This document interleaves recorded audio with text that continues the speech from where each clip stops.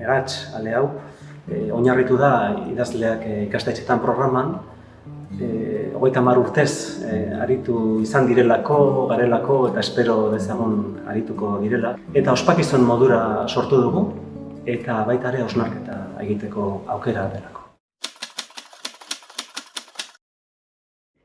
Helburua zen euskal idazleen liburuak eskolaratzea. Orduan dinamika horretan euskal literatura sartzea. Gazteentzako eta haurrentzako egindako literatura batez ere.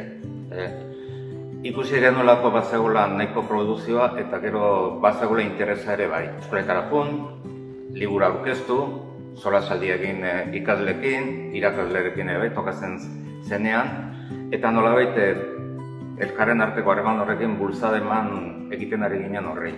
Nik uste gero eta indartsuago dagoela, idazle gazteak ere indartsu datoz, eta gainera pandemia ere gainditu zuen, programa jarraitu zuen nola edo hala. Eta nik uste hasierako helburuak ez direla zahartu. Oraindik ere sortzearen bizipoza zabaldu nahi dugu, idazlearen presentzia, eta keinu bat ere egin dugu irakasle jendeari. Eta nik uste aukera ematen digula berriro ere beste bultzada bat emateko.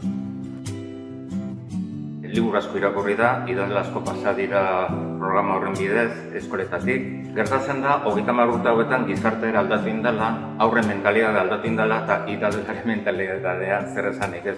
Beran nik beste dinamika batean gaudela orain, eta beste liburu klase batzuk idazten dira, beste liburu klase batzuk irakurtzen dira, eta irakurtzeko moduren ikustu desberdina dela. Baina funtzionatu lehengo asmo horrek berak segitzen duela bere horretan. Idazlea eskoletara joaten denean, irakurtzaletasuna bultzatu egiten du berez, bere presentziarekin. Elkar ezagutza bultzatzen ditu harremanak, eta harremanak zenbat eta estuago izan orduan da aprobetxugarria izaten da.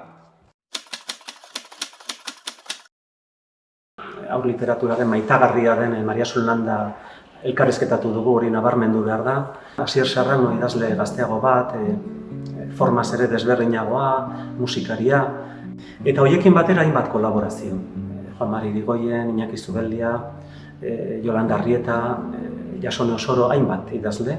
Haien kolaborazioak ekarri dugu, erreportaje bat txertatu, eta baita ere irizpide moduko batzuk eskaini irakaslei, eta idazlei, nola egin dezakegun saio bat eskolan gela.